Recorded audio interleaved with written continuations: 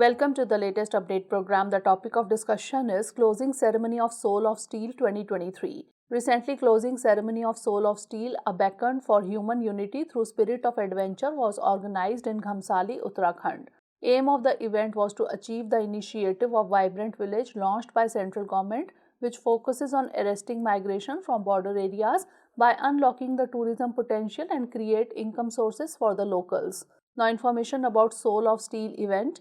This event was started by Defence Minister in the year 2014. The campaign was initiated on the 120th raising year of the 9 Independent Mountain Brigade.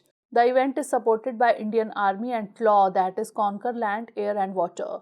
The event showcased the unique blend of specialized skills like high altitude mountaineering, physical endurance, etc. 1,401 interested candidates were screened to select 23 candidates, including 2 women, who were then given 10-week-long extensive training in endurance, mountaineering, survival, etc. The final phase of the event was held from June 10 to 17, in which 18 Soul of Steel warriors set out on a challenge to compete as teams of 3. The challenges was conducted along the rugged mountainous terrain of the Garhwals at an altitude of 17,000 feet and covered a distance of 65 km through glaciers, ice walls, etc.